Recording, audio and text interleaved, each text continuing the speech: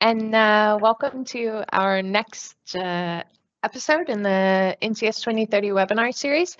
This time we have Stephane, who is at IFE, and he's going to be explaining to us about different ways that you can apply for funding.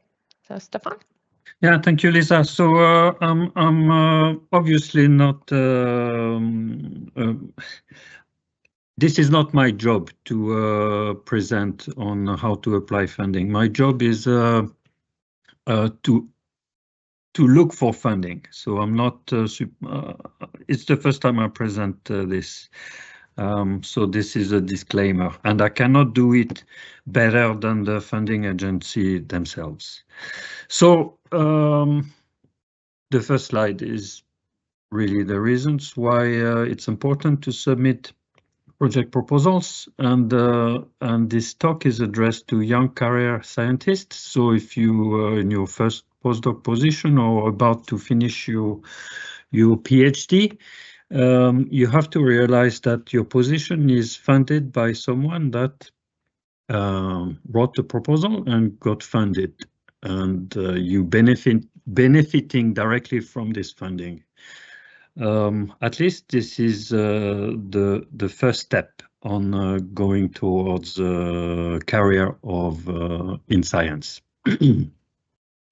So, and it's important also when you want to be a scientist that you should be able to demonstrate that you can attract funding, and this research proposal is about developing ID into a project, and it can sound complicated from the ID, the startup of having an ID to getting the actual project. And I'm going to try to explain the different ways of getting funding, the different programs, and give a bit of recommendations. So there's possible source of fundings. There is a national source, so mostly it's the Forskningsrådet or the Norwegian Research Council. There is an international source, and in our case, we focus on the EU Commission, so your European Innovation Council. And there's a hybrid type of source of funding, like, for example, this CT partnership, which is a mix between national and international. And what's important is here is that there's some projects that are purely academic, and there's some that involve research, but they focus on developing solutions for the industry, and the overlap put innovation. So the innovation is about making a difference to society. So funding from the Forskningsrådet, so the Norwegian Research Council. Again, I'm talking to mostly young career scientists, and the most common program is the Free Pro, and this is for groundbreaking basic and applied research in any field. It's highly competitive, so the chance of getting your project funded are very slim, and they often, so when they have two projects with the same ranking, they would prioritize female project managers. So there's three types of calls that would be relevant for you guys. There's the research project for early career scientists. So if you have your PhD between 2 to 7 years ago, you can apply for this one. There's a research project for experienced scientists. So this is after two postdoc position of 3 years each. or if you also associate professor. So it's a little bit more if you're more into established. And there is this 3-year researcher project with international mobility. And this is between, you can apply if you just had your PhD up to 7 years. And in this call, you're supposed to spend 2 years abroad and the 3rd year in a research institute in Norway. The other thing I wanted to say here, it's if you're in your postdoc position, it's usually maximum 3 years, and after that you have to either you look for another position somewhere else or in the same university, or you apply for your own project and try to get your money, because being a postdoc is it's a not permanent position, and it can be it's difficult to stay in the academic world if you cannot get your own funding and depend on others. Anyway, so I just thought I would show you here the Research Council webpage. So it's the page in English. We go to see call for proposal, and you have all the calls here that and this is one that is relevant for you, researcher project. If we go yeah, you can see there's all the information you need to know about the call, and it's also, you also have at the end all the templates that you need to download, and you need to read this because it regards on if you can apply, who can be in the project, and what kind of funding you can look for. Free Pro is open to any discipline. That's why it's highly competitive. So it's not just for geology, it's also for humanities, it's for AI, it's for anything. So, and they have a set amount of money, it's quite a bit, but each of the project is about 10, 12 million over 3 years. So this would be, this type of project would be good for you to start your career, because then you have your own funding and you can also get funding and get your own PhD student working with you on the same project.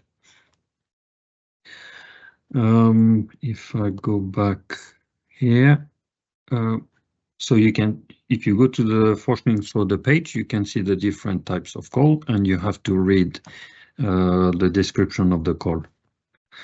Then you have different, so the free pro calls are mostly purely academic. So it's really, you don't need any partner. It's mostly, because the budget is 10 million, it's mostly just you and a PhD student, and you can collaborate with others, but they will have to have their own budget, the external collaborators, unless you budget for example, if you need analysis and you cannot do it locally at the university, you need to budget to cover this, then you can have an additional partner. Then you have different types, another type of call, it's involving academic and industry together. And these calls are a bit more difficult because you need to get industry partners with you. And some of the calls, they address specific thematic areas. So you need to look if there is any call that is relevant to what you want to do. The success rate is about 20%, but again, you need industry partners, and there is 3 types of calls here. You have collaborative project to meet societal and industry related challenges. Short is KSP. You have knowledge building project for the industry, KPN, and innovation project for the industrial sector, IPN. So they all have different requirements. So the first one, KSP, they all address two important societal challenges. The budget is more or less all the same, but in this KSP, you need to have two relevant actors, and they have to use 10% of the budget. So they're not putting their own money, they're not contributing with their own money into the project. They got funded, but they need to spend 10% of the total budget. Then you have the KPN project. You need, again, two industry partners, and this is a bit more difficult to convince companies because they have to contribute with 20% of the project, so 10% of the project each. And you can see for how much money you can ask. And then you have innovation project, so for the industrial sector, or IPN. Here it's little different again. You need two industry partners, and each is contributing with 50% of the budget. And this, so the first two, the KSP and KPN, the project manager would be at a research institute, while the last one, IPN, the project would be owned by the company. And so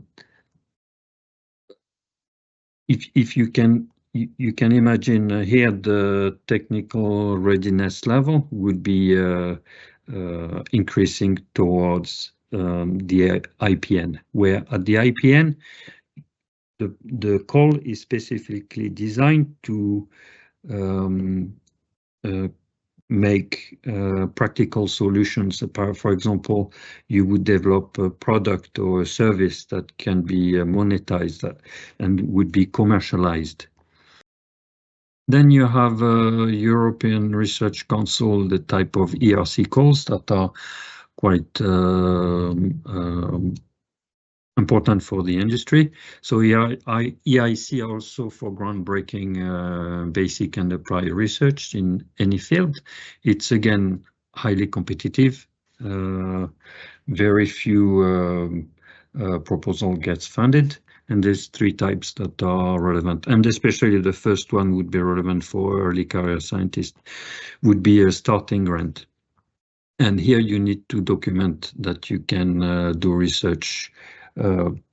This is, for example, by getting your PhD. Then you have an increasingly level of complexity, a consolidator grant and a synergy grant. Consolidator grant, you would establish your research team, and synergy grant, you would address a problem that is so complex that you would need two principal investigators or project managers. Then you have other type of project from the EU Commission. It's from the Horizon Europe calls, and these calls address specific problems, and it's about solving specific problems to reach the EU strategic goals. It's always competitive, and here the calls are organized in clusters. I think there are 6 different clusters, and each cluster has a theme, and you have to search for the relevant theme. So, for example, geothermal, greenhouse gas emission, whatever you're interested in, or where your ID is. The difference with the other calls is that the scope and the outcomes are clearly defined. So it's similar to a job application, and you need to get partners that are distributed within the EU. And from us in Norway, it's always beneficial to get also partner countries from Eastern countries like Romania. So if I show you the page for here, So you in the EU for Horizon Europe, you can type your keyword, for example, climate, and you see the type of calls, and you can see quickly if anything would be relevant for what you are doing and what you want to do. So you can look for carbon storage. Sometimes, because it's all predefined, it's not necessarily that you will have something that is relevant for you. But so this is the open calls now. But if you go, you can talk to you probably have at the university some contact person that works for for the EU department. They should have access to the draft calls, and the draft calls then they're sent as clusters. So, for example, here the cluster 5 is on climate, energy, and mobility, and you have. This is the old document. This is not the draft, but you can see all. You can browse through all the calls, and you can see which one is relevant for you. So let's say if we click on this, on the first one, further climate knowledge through advanced science technology, you can see how much, what is the budget, 8 million, and how many projects they would fund.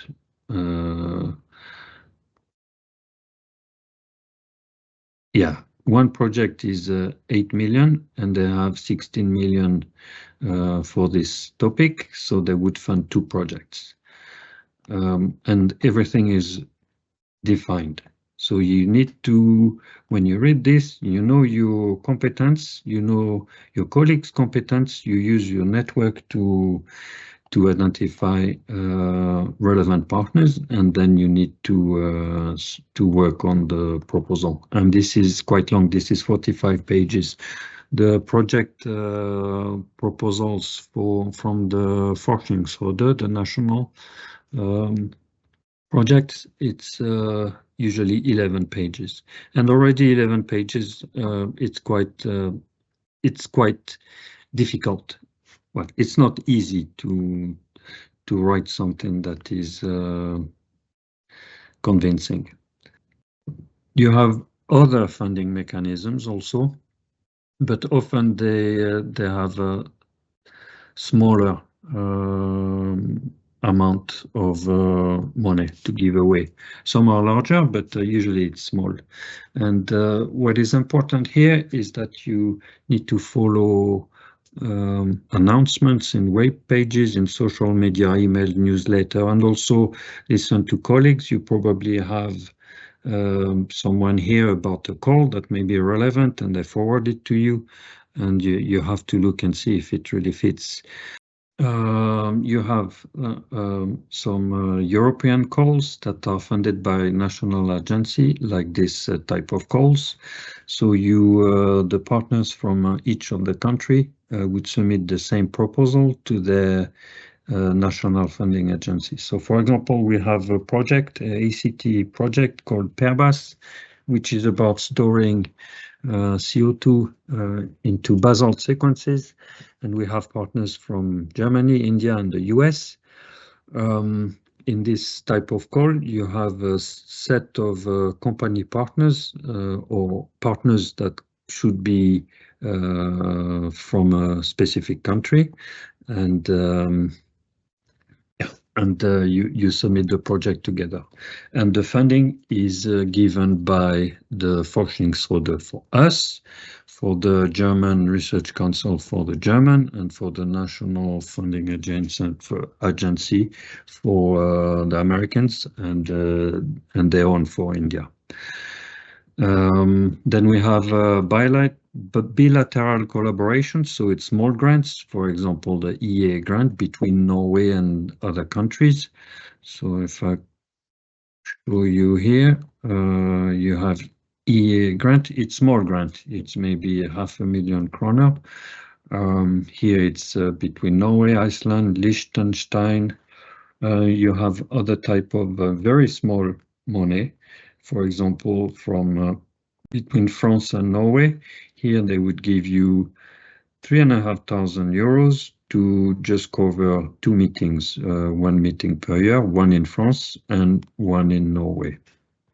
And the deadline is today.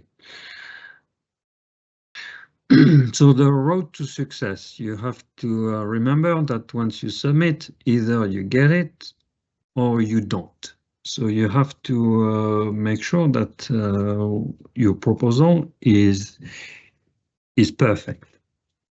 So you need to have a very good idea, and the idea has the potential for advancing the state of the art. So to really contribute and make a difference.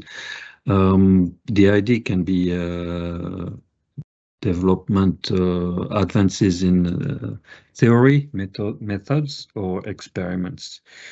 You need to, because the reviewers, when they read your proposal, that's what they rate you on. Also on the quality of the research and development activities. So are your questions, hypotheses, and objectives clear? Is the theoretical approach, research design, and use of scientific method sound? Is it feasible? Because what they want to fund some project that could be, you don't know for sure if it's gonna be possible, but they also don't want to fund a project that is doomed to failure. So you need to show that by trying to make advances, you also reduce the risk. And by reducing the risk, you need to involve colleagues with different disciplines. So you need to also show that you have an interdisciplinary approach in your proposal.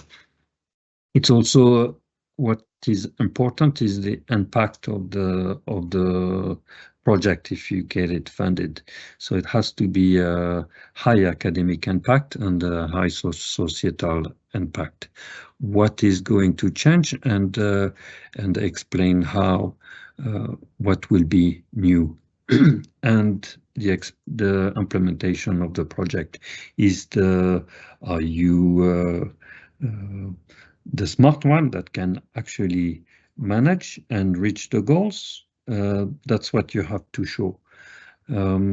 Also, when you do your proposal, you define tasks, and you allocate resources, and you assign some tasks to be led by certain partners or persons. So you have to make sure everything is sound solid, and you also need to respect gender balance. So if you have a list of work packages, you should also try to have some male and female as work package or task leaders. So a recommendation, because you need to get funded, you need to be on top, and you need to have your proposal to stand above all the others.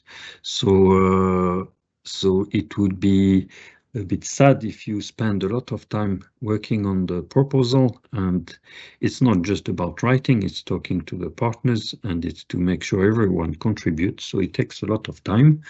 So it would be sad if you suddenly realize that you're not eligible to apply. So you need to read the call text carefully. You also need to download and use the correct templates. And you need to follow the instructions and provide all requested information. You are not alone on this one. You can ask for help. You have colleagues around. They can read the proposal. Some can also give advice.